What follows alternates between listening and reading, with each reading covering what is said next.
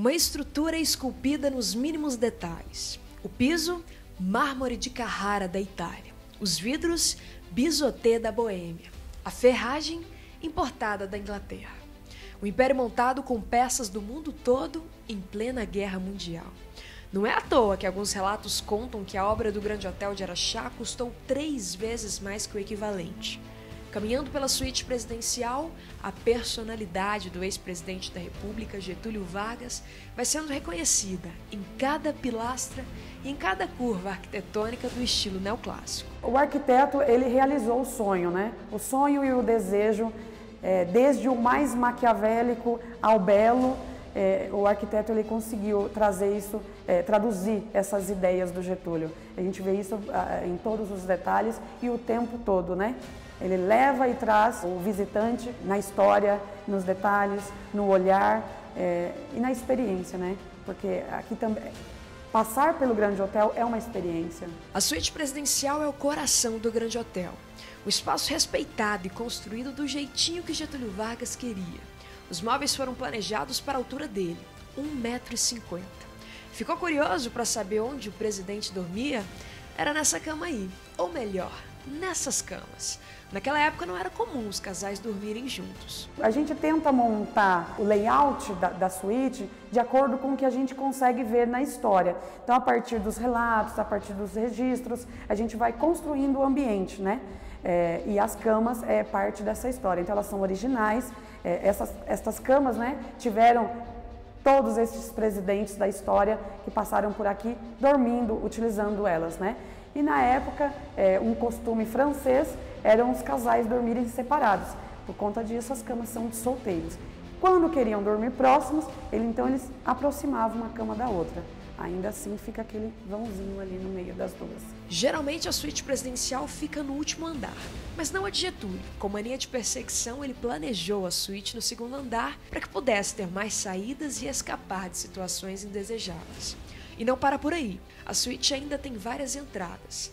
Nessa lateral, por exemplo, você nem imagina que uma porta comum como essa dá acesso ao quarto mais nobre do Grande Hotel. No banheiro, um mármore raro e exuberante. O ônix verde só existe em alguns países asiáticos. E sabe o que você que está aí do outro lado da telinha tem a ver com esse lugar?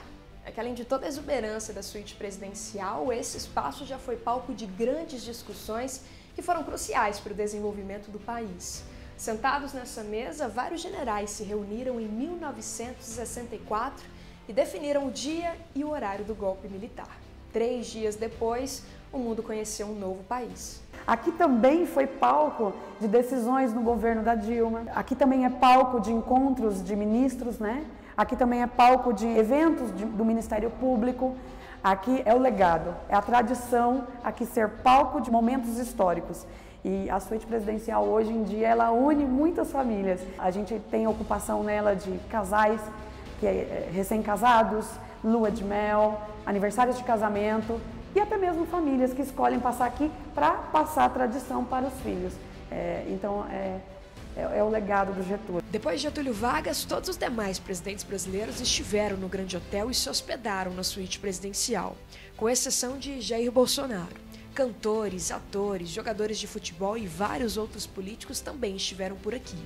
Alguns personalizaram a suíte com costumes. O Collor, quando visitou o hotel durante o mandato dele, ele solicitou que tivesse uma mesa dentro do banheiro para ele poder relatar as cartas que ele escrevia na época. Então, essa é uma particularidade também histórica da suíte presidencial. Em 1989, o Grande Hotel foi tombado como patrimônio histórico do estado de Minas Gerais. Para cuidar de um espaço que tem uma representatividade tão grande, o cuidado se estende a uma manutenção minuciosa para preservar pilares que atravessam gerações. Por exemplo, pintura é praticamente anual, né, que a gente faz.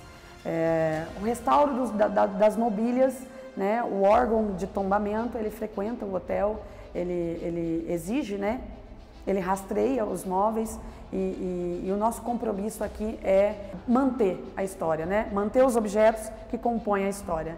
São passados produtos nas partes de madeira, os tecidos que a gente encontra que sejam iguais, o desenho igual, cor igual, a gente consegue fazer o estofamento. Os tecidos que não encontramos, infelizmente, algumas peças a gente tem que deixar somente para visitação, não pode ser usada, né? Mas mesmo com o passar do tempo a gente tem conseguido manter esse padrão de qualidade aí de peças tão raras e tão antigas, né? Então acho que dentro do hotel todo você encontra com móveis bem restaurados, bem conservados, graças aí a um trabalho desafiador da equipe de manutenção. Hoje em dia uma equipe que trabalha 24 horas para manter isso tudo. A suíte agora está aberta para visitação. Quem se hospeda no hotel tem a oportunidade de conhecer a estrutura que foi planejada nos mínimos detalhes em uma visita guiada. A gente transfere a responsabilidade para o hóspede de conservar, né? De manter o ambiente como está. E a maioria das pessoas que ocupam, elas valorizam bastante essa história. Sentar numa cadeira em que o Getúlio sentou, em que o Juscelino Kubitschek sentou, em que Fernando Collor sentou. Então eu acho que isso também traz uma responsabilidade muito grande para quem ocupa. A gente transfere essa responsabilidade para os nossos hóspedes porque confiamos neles, né? E graças a Deus tem dado muito certo.